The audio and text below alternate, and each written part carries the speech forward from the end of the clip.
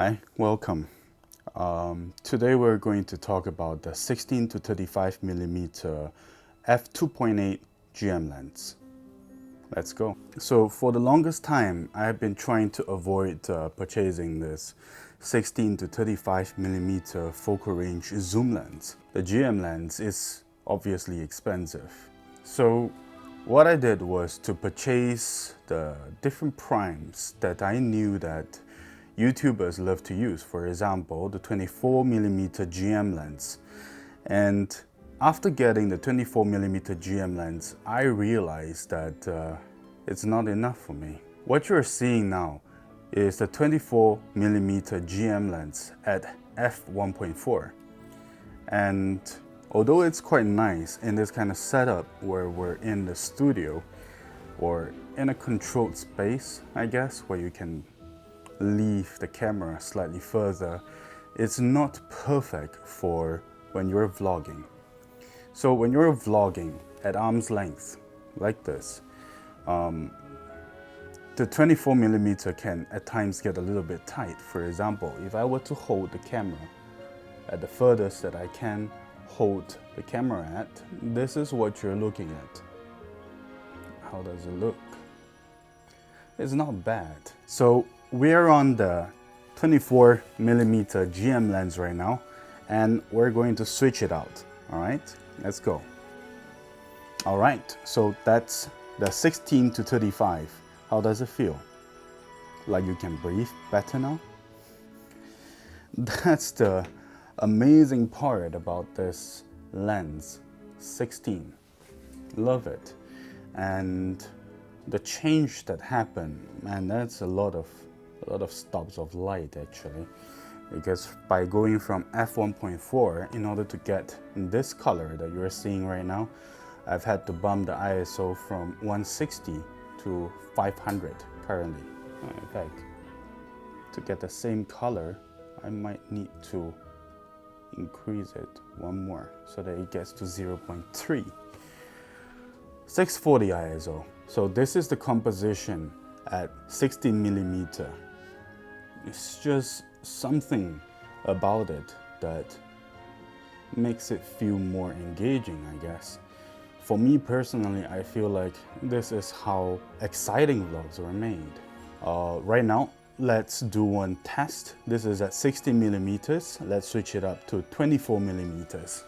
All right, now this is 24mm as you've seen just now, except that we're on the GM 16 to 35mm lens right now at f2.8. This is 24, and yep, this is 35. Incredible range if you ask me. 35mm is also a magical range. It's often touted as many people's favorite focal range to have, and there is a reason for it. For example, at 35mm, it's wide enough that you can capture the scene.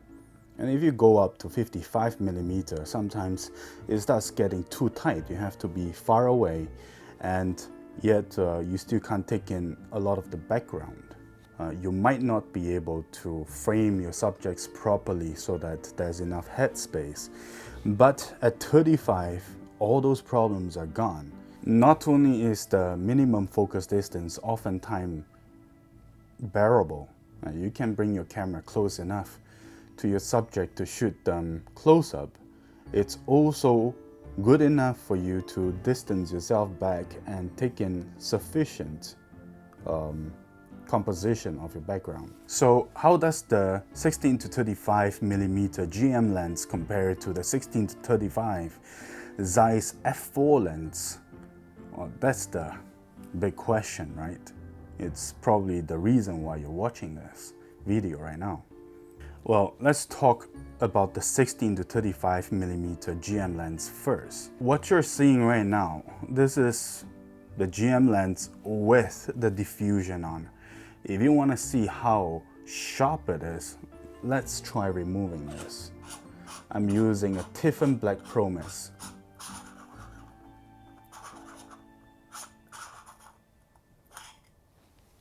There we go. You're looking at the sharpest image that comes straight out of this lens. It's known to have very, very sharp images straight out of the lens, and it's the same from 16 to 35. Sharp, corner to corner. A lot of people say that there's this particular look to the 16 to 35mm GM lens, and I've tried to understand it hard when I'm researching about whether or not I should buy it as compared to the f4 Zeiss lens. And after looking at videos, 4K videos on the GM lens, I've got to say that I agree. There's something about the sharpness that actually pulls me into watching a video longer, at least to me. Some might say that the f4, on the other hand, has a special trait to it because it might not be as clear at the corners, so it provides a look. I agree with both, but personally for me, I appreciate sharp images a lot more. Second is that the GM lens is weather sealed. Is it really a deciding factor? No, I would say it's not, but you know, the GM lens provides that kind of assurance, which is a plus. There is merit to purchasing an f4 OSS Zeiss lens though. It has OSS, and it was quite a tough decision for me to decide between them initially. OSS is incredible on a lens like the 24 to 105 G lens. However, here we're talking about OSS on a wide angle zoom. So on wide angles, OSS strength, I would say, could be considered reduced because on wide angle, footages look more stabilized anyway. They don't have as much jitter. At the same time, the 16 to 35mm GM lens, if you were to ask owners of the lens about how stable it is, most of the time they will tell you something like, I don't have a problem with it. And I have thought about that, and I think it's due to its weight. The slightly heavier build actually provides additional stabilization. I don't know, it's not heavy to me, probably due to my size, but to me, 16 to 35mm GM feels like quality rather than weight. So I'm perfectly fine. The greater benefit of the OSS to me is more in terms of not having to turn on active shot. So what is active shot? It basically crops in 10% of your footage in order to provide you with a more stabilized version of it. So choosing the f4 is actually beneficial in that way because I'm buying the 16 to 35 to benefit largely on the widest focal range that it has, which is 16mm. If I have to turn on active shot, that means I'll end up with about a 10% crop, which makes it 17.6mm. We'll come back to that in a while. You understand why I did not purchase the Tamron 17-28 f2.8 lens. In general, because the 16 to 35 GM lens is heavier, it's stabler. So that sort of counters the OSS as well. So here we come to the final question. Why did I ultimately come to purchasing the 16 to 35mm GM lens instead of the f4 Zeiss lens? The first reason is low light capability. Even though I said initially that it might not be on my highest list of concerns, but I eventually found out that low light f2.8 and f4 makes a huge difference on the A7S III. So A7S III has two base ISOs. One is 640 ISO and another one is 12,800 ISO. At 12,800 ISO, it does denoising in camera. So as a result, if there is a lot of noise in the footage, I'll get muddy details. More muddy at least to a very, very trained eye. And I do not want that. And so ultimately I decided that f2.8 was the narrowest aperture that I can accept in my line of camera lenses for the A7S III. So it's less about the noise, but more about the pristine details. And talking about pristine details, you probably heard about HDR. HDR is quickly picking up worldwide. Of course, it's promoted by the larger companies like Adobe as well. But HDR is quickly picking up. I'm not comfortable with the brightness, but it's definitely picking up. And the reason why HDR is being promoted is for the pristine details. So clarity is important, and I thought that, you know what, in either case, this is more future-proof perhaps. So that's why that part becomes a plus. On the other hand, a wider aperture, f2.8 versus f4, means that I can use a lower ISO. I think that was one of the largest points, and I wanted that look that I saw was achieved in the good 4K videos of the 16-35mm f2.8 GM lens. Secondly, many also called it the only lens they'll ever need. And I eventually found out after purchasing all the other line of lenses that I have, including prime GM lenses, that it's actually justifiable. The more I shoot, the more I realize that I'm not comfortable with long focal ranges. I know it presents some good details, but even if you were to ask a legendary cinematographer like Roger Deakins, he would recommend shooting with lenses being close to the subject rather than trying something fancy like shooting with a longer focal range at someone if the purpose of the scene was meant to be intimate. If you want to present the impression that you're looking at someone from afar, then sure, go ahead, use a longer focal range, but otherwise there's not really a particular reason for it. And trying to compose with the longer focal range, especially on run and gun shoots, on private shoots, I don't feel comfortable with it. It's so hard to frame shots, let's say on the 85mm f1.4 lens, and the image that I get out of it, I didn't like the background bokeh very much. It's so tight and it looks like there's some watercolor behind. I was using the Samyang. I was talking about the Samyang. Imagine this, right? This is 35 right now. Like, look at this. This is all the space that we have in the frame on the 85mm. Imagine that for a second. But this time, imagine that all of them just turn into mush, like watercolor mush. I get that it's nice for portraits, but for video, it was tough to shoot with. And so I finally decided that the highest or the longest focal range that I'll accept for my style of shooting is the 55mm focal range. So with that said then, imagine if you have a 16-35mm zoom lens. That covered a pretty huge range from what, 0 to 55? 16 to 35, very practical. You go wider than 16. I mean, like, take a look at this. Look at my face here, the distortion. Look at how it stretches. At 16, this is what happens.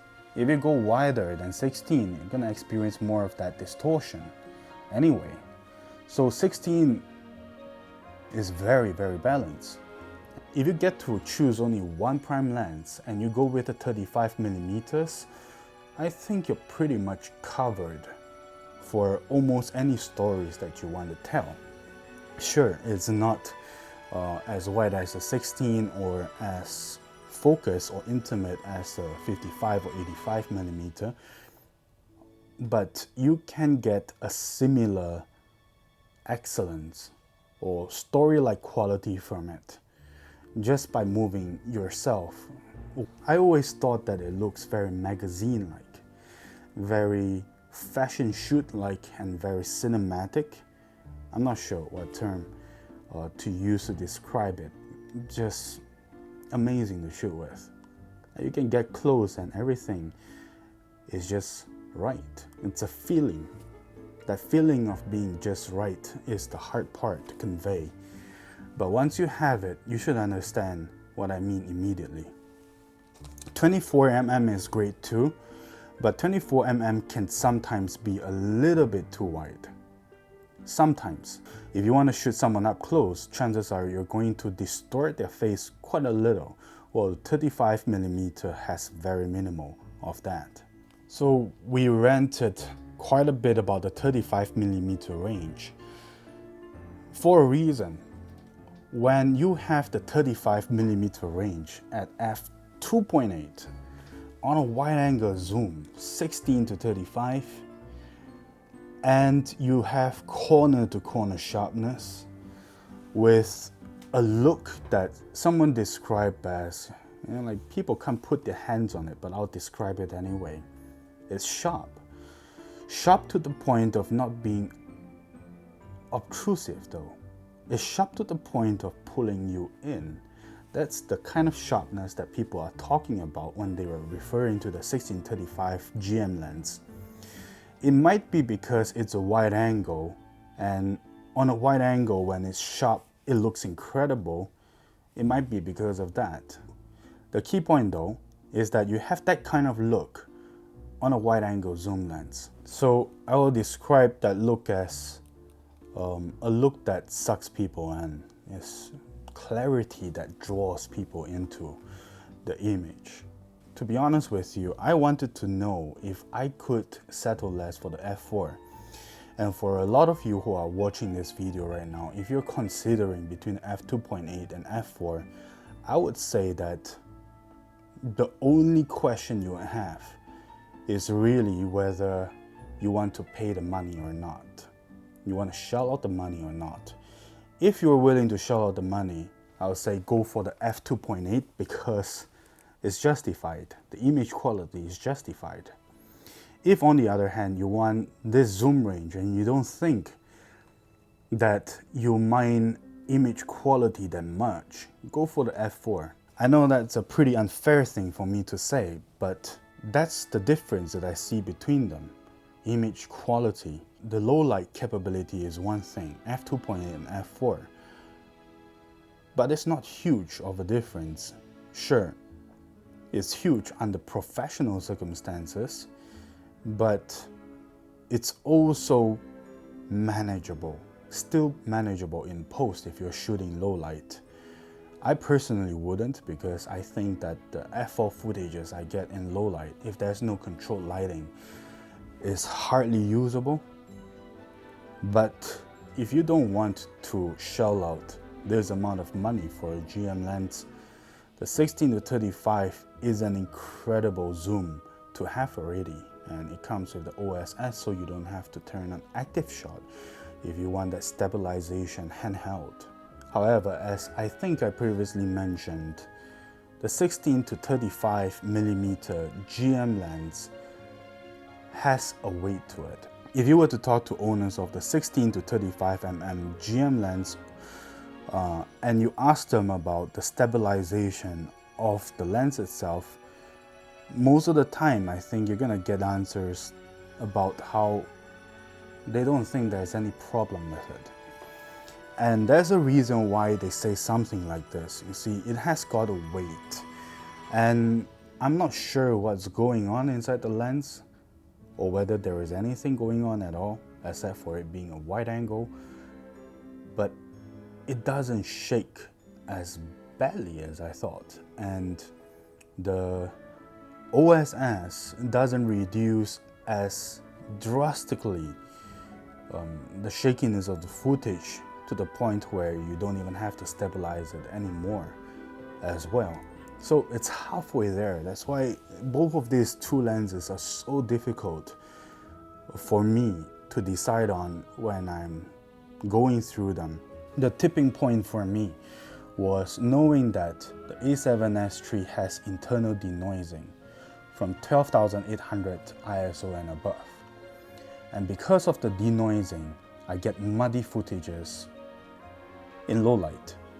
And if I were to use something like the f4, the footages, the muddiness of it, I've looked at it before and I cannot accept it. So I've decided that 2.8 is the narrowest aperture that I can accept in all of my lines collection in the future. If you want to have an equipment that offers you quality and it has a little bit more weight, to be specific, I'm gonna put it up here. That's the difference of the weight in between f4 and the f2.8 GM lens. Is that weight really that huge of a difference? Well, people who hold it might say that yes, it's noticeably heavier, but to me, I think it's very, very justified for the quality that you're lugging around. So now let's talk about the Tamron 17-28mm f2.8 lens. Why did I not go with it? I'm going to summarize it. It's because it starts from 17mm and it ends at 28mm. It's a very awkward range for me. I know that 35mm is the focal range I want to reach for true flexibility. And at 17 is actually quite different from 16mm. I'm not sure about you, but to my eyes, it's incredibly huge in difference. Let's do an example. So you've been seeing 16, right? Take a look at 17.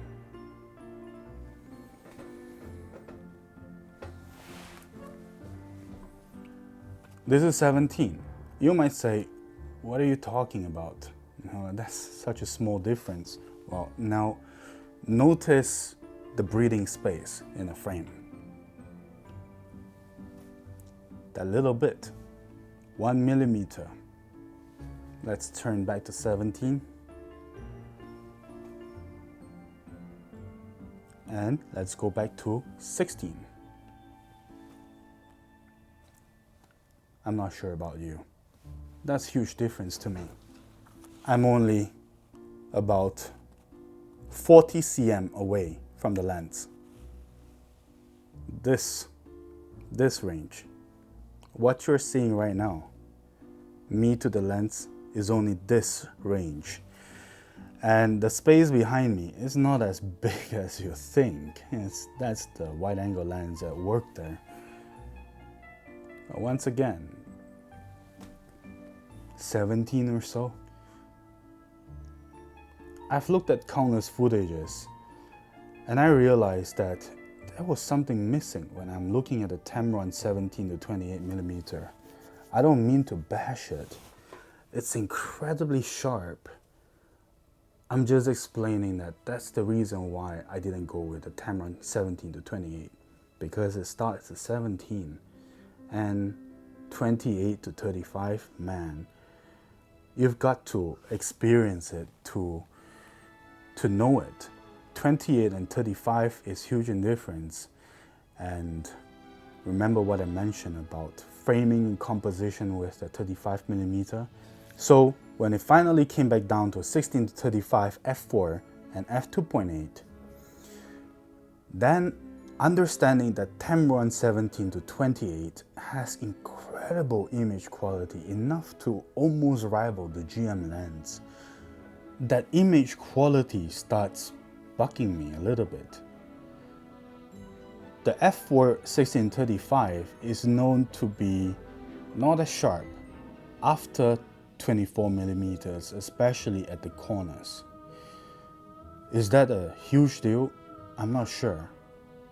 That's up to you to decide. But for me, that's a huge deal. If I buy something, if I buy the zoom lens, I want to know that it's sharp corner to corner, or else it might irk me a little bit.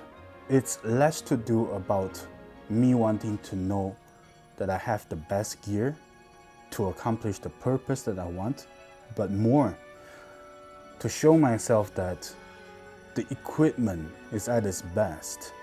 I want to know that the equipment is great, and if there's any problems with my footages, it would have been because of myself. A little bit of information from the research I've done last time. The difference between 16 and 17 millimeters focal range is sort of similar to moving 3 meters forward when you're trying to compose something that's 10 meters away. So that's if you're on 17 millimeters, right? You want to go to 16 millimeters, you have to move about 3 meters in to shoot something at 10 meters away. Or in feet, that's about 15 feet for when you want to shoot something that's about 50 feet away. This doesn't mean much when you have space to move front and back with, just walk, right? But it means a lot when you want your frame to breathe, when you're vlogging or recording yourself at arm's length. So that's my thoughts on the 16 to 35mm f2.8 GM lens. I hope that if you're here, you're looking for answers on whether you should buy the 16 to 35mm GM lens or not. And I hope that this video has been helpful to you in some way or another. It's not perfect, I know, but I really hope that by sharing my thoughts on it, it can actually help you a little bit more on deciding, on making the best buying decision for yourself. It's more like I'm motivating you to go for it, because those are the reasons why I have chosen the 16 to 35 GM lens. I might do another review on the f4 Zeiss lens 16 to 35 in the future, including the 17 to 28 Tamron in further detail, but you're here in this video because of the 16 to 35mm GM lens, and so I want to encourage you and inform you on its purchase. That's about it for this video. We'll come back to the 16 to 35mm GM lens f2.8 again in the future. If you like this video, please make sure to click on the like button. It will really help this channel and help me to provide more information to you and more people. Please subscribe if you want to learn more about cameras and filmmaking gear and how you can shoot yourself and your stories better with them.